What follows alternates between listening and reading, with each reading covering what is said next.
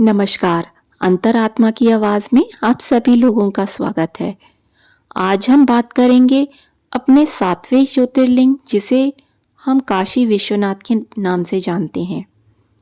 काशी, जो कि वाराणसी का पुराना नाम है और वाराणसी उत्तर प्रदेश के जिले में आती है। यहाँ के बारे में बहुत सारी मान्यताएं हैं। कहते हैं यहाँ पर मरने वाले को मोक्ष की प्राप्ति होती है, क्योंकि भगवान शिव स्वयं उसके कान में तारक मंत्र डालते हैं या बोलते हैं, जिससे वो मोक्ष की प्राप्ति करता है। यहाँ सैकड़ों श्रद्धालु मोक्ष की प्राप्ति के लिए सिर्फ मरने के लिए वहाँ आना चाहते हैं, लेकिन वहाँ सिर्फ वही आ सकता है जो कि बाबा का बहुत बड़ा भक्त हो और जिसे बाबा स्वयं बुलाना चाहते हो। लाखों लोग यहाँ पर मरने की इच्छा से आते हैं, लेकिन किसी की मर्जी नहीं चलती। मैं काशी विश्वनाथ की कथा सुनाने से पहले एक छोटा सा प्रसंग सुनाना चाहूँगी, जो कि आंखों देखा हाल है।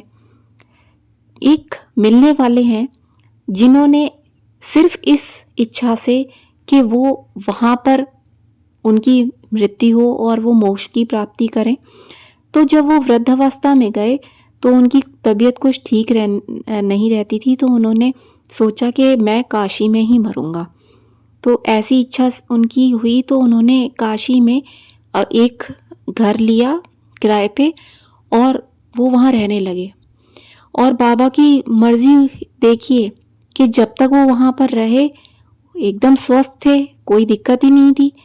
तो उनके बेटों ने कहा कि यहाँ कब तक किराए के मकान में रहेंगे, चलो चलते हैं वापस। और जैसे ही वो लेके आए हैं उनको, अगले दिन उनकी मृत्यु हो गई। तो ये इसे क्या कहेंगे आप, प्रारब्ध के सिवा, कि जब तक आप भगवान की मर्जी नहीं होती तब तक आप उनकी मर्जी के बिना एक पत्ता भी नहीं हिला सकते। वहाँ लोग ये सोचते हैं कि हम अपनी मर्जी से मरेंगे, तो ऐसा बिल्कुल भी नहीं है।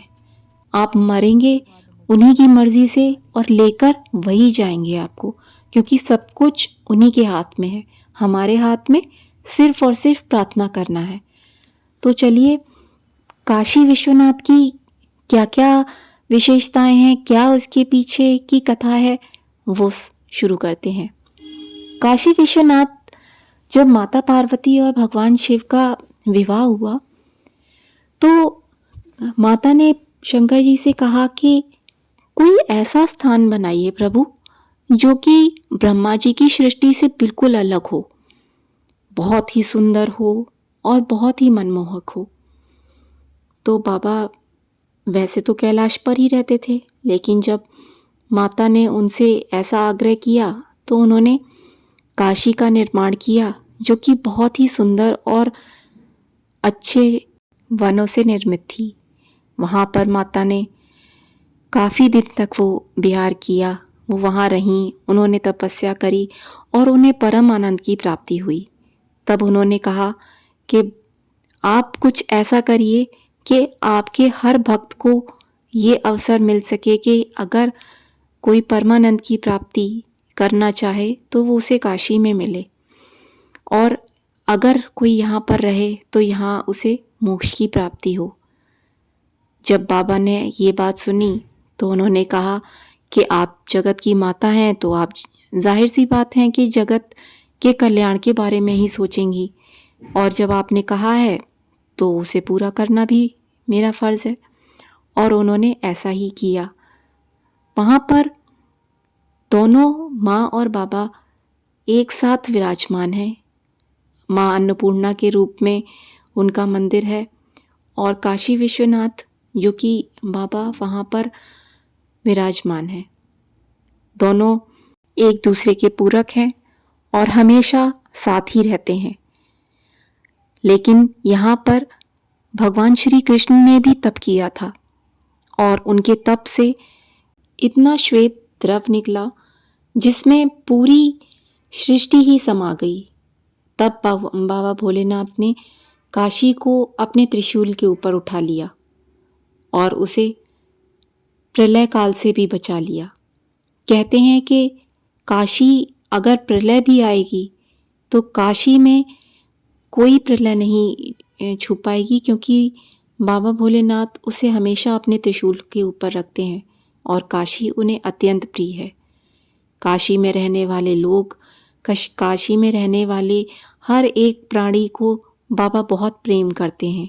ऐसा नहीं कि वो कहीं और इन रहने वालों को प्रेम नहीं करते, प्रेम तो वो सबको ही करते हैं, लेकिन वहाँ रहते ही वो हैं जो बाबा के बहुत करीब होते हैं और उन्हीं की मर्ज़ी से रहते हैं। कहते हैं यहाँ पर स्वयं भैरव यहाँ के द्वारपाल हैं और भैरव कभी किसी ऐसे व्यक्ति को जिसके मन में छल कपट द्वेष कोई ऐसी भावना हो उसे कभी आने ही नहीं देते। जहाँ पर श्री कृष्ण ने तपस्या की थी और वहाँ पर उनका श्वेत द्रव निकला था, वहाँ पर भगवान शिव ने अपनी कान की मणि गिराई थी, जिससे मणिकर्णिका भी बोलते हैं। और वहाँ पर काशी में ये मणिकर्णिका के नाम से आज भी ये कुंड है वहाँ पर। और जब भी वहाँ पर आप जाएं तो वहाँ पर बहुत सारे ऐसे दृश्य हैं, बहुत सारे ऐसे मंदिर हैं जिनको आपको ज़रूर ही वहाँ पर देखकर आना चाहिए। बहुत सी ऐसी छोटी छोटी वहाँ पर पौराणिक कहानियाँ हैं जो कि हमें इतिहास से, अपने आध्यात्म से जोड़ती हैं।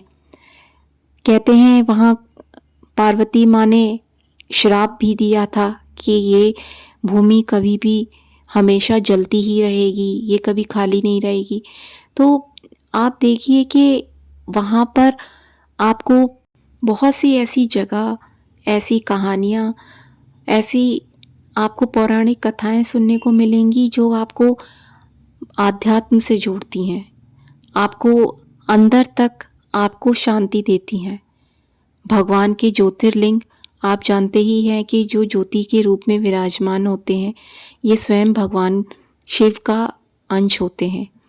और ये ज्योतिर्लिंग इतने प्रभावशाली, इतने शक्तिशाली होते हैं कि इनके दर्शन तो करने से आपकी मुक्ति होती ही है। अगर कोई इनका स्पर्श या इनका आप कहिए कि अभिषेक करे तो इसके पुण्य का तो आप सोचिए कोई अनुमान ही नहीं लगा सकता।